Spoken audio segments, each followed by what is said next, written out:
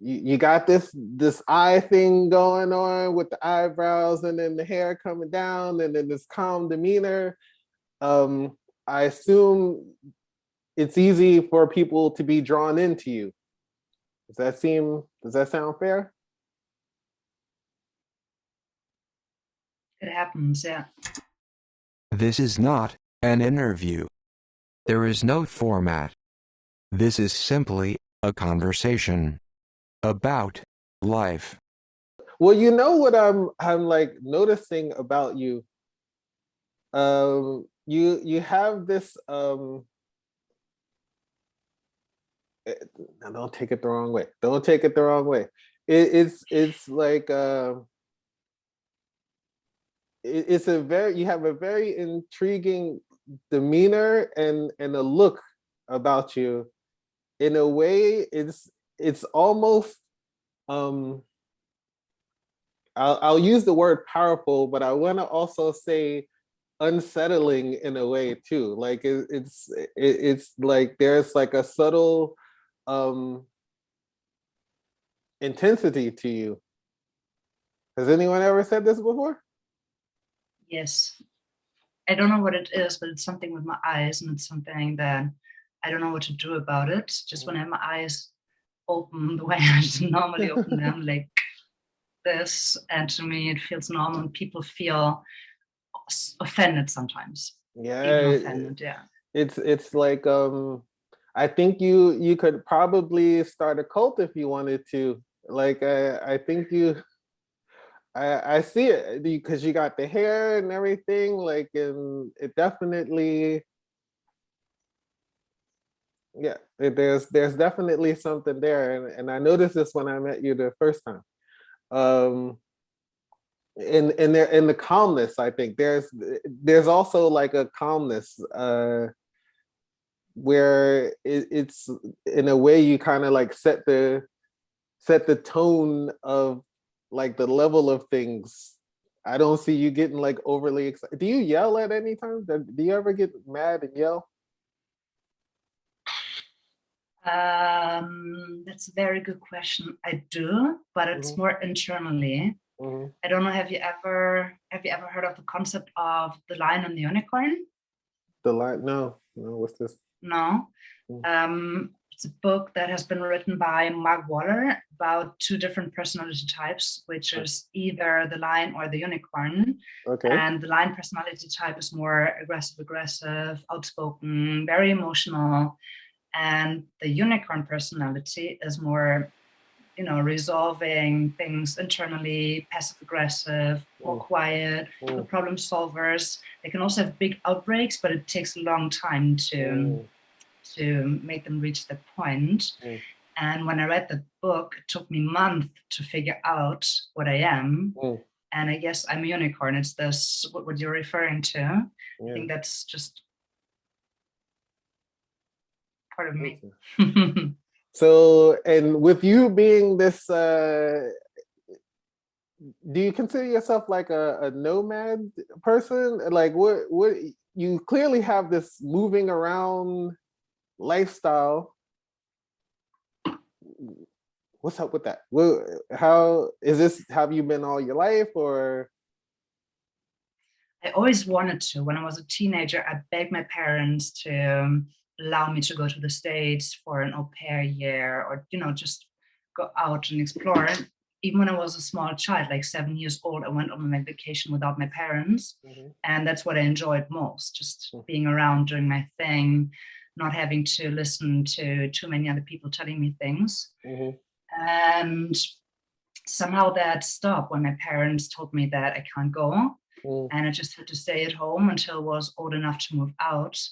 And it actually started with my partner, who was always roaming because of his job that he had back then. When I first met him, he was working as an operator for photo productions, and he was just hopping back and forth between Miami and Cape Town. okay, And I was at home, and I was bound to work and couldn't really travel. And after I quit that job, I decided to, just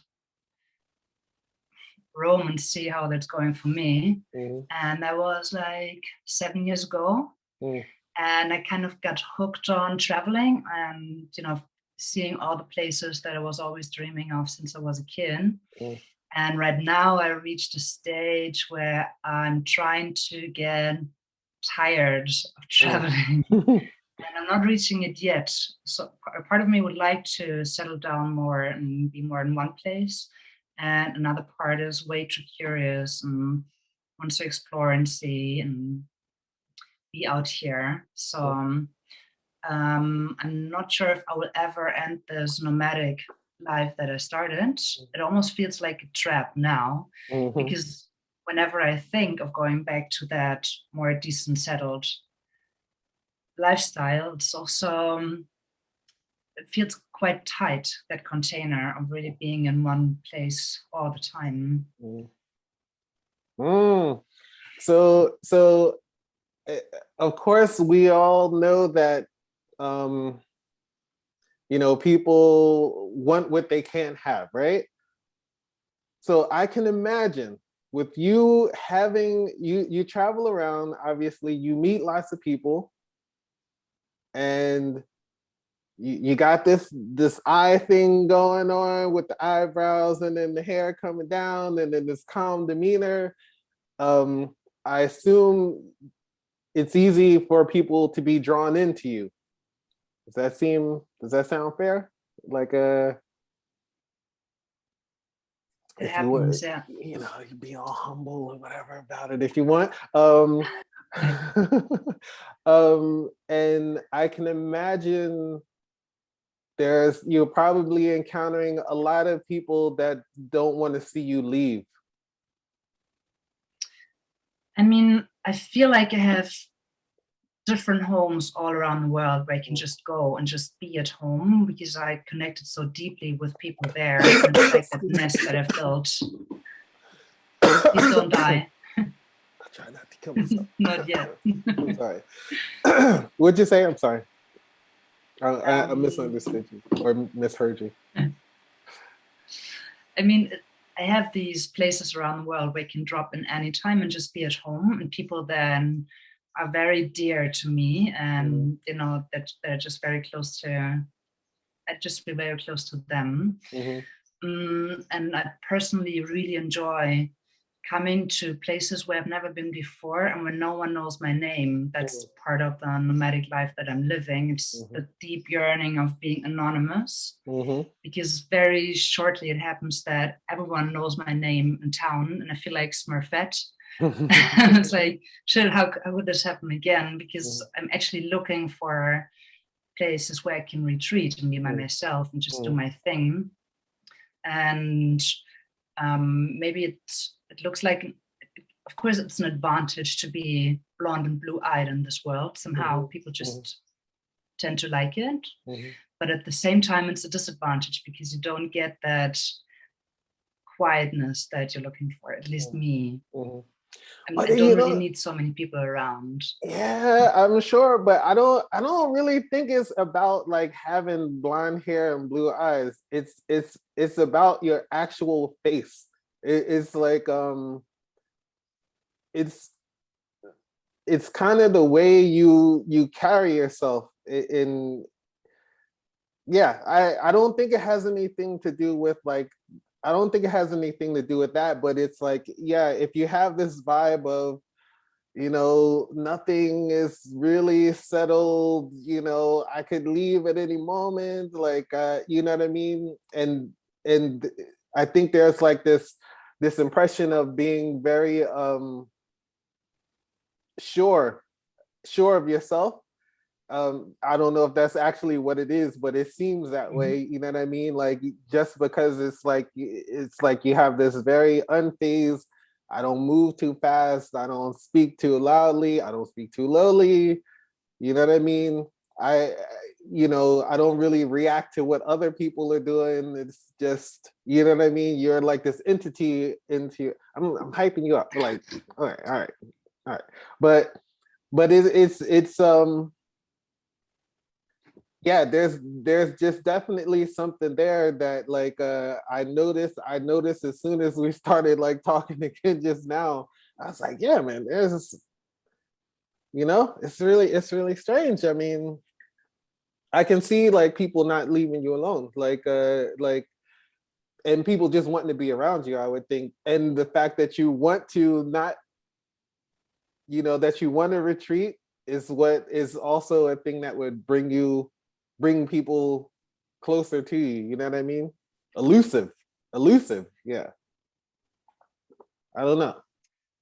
This is my impression. Maybe I got it wrong. Like, maybe people are like, when is she leaving? Yeah, I mean, there is times where my life could have changed dramatically just by giving in to other people's requests of me staying and building something there. But so far, my inner voice has always called me back to Germany somehow. And I don't even know why. It's so cold. So, like, I don't know, it's so unstable in a way, but You this find is it where my cold? roots are. Yeah. Well, I don't know. I haven't really seen all of the. I can't really say that I've really seen Germany. I've mainly seen Berlin, and I know this is something completely different. Yeah, no, I mean, I spent my last 7 winters in the tropics, and everything compared to the tropics is just the Antarctic or Greenland. It's just not appropriate after, you know, being able to be naked and barefoot all the time and even sleep naked outside without freezing or even getting the chills like nothing. It's a different comfort zone. And it's not that I'm taking advantage of it all the time. It's just, you know, being in an environment that is more nourishing, and Germany doesn't offer it. Okay. You always have to be prepared somehow to meet the challenges of the country itself. Okay. So, and then so this isn't, I mean, in a way you wanted to travel, but you didn't really like, I guess it started with a job that allowed you to do this, or did you seek out a job that allowed you to do this? It actually started with a job with photo production in South Africa. And then another realization hit me, which was, I'm young now and all the opportunities are here. I don't want to wait until I retire and just, you know, wait until my life is past and I'm finally old enough to allow myself to travel. I want to do this now.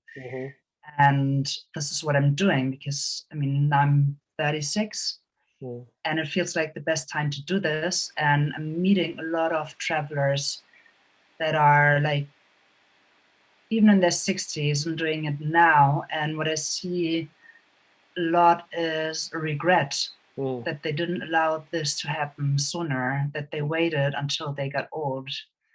And the beauty of being young and traveling is something that I can't compare to anything. It just gives you so many possibilities, and also just being able to adapt to all kinds of situations is so much easier when you're younger. The older you get, the more expectations you have, and the more of proper setting you need to function. At least that's how I feel about it.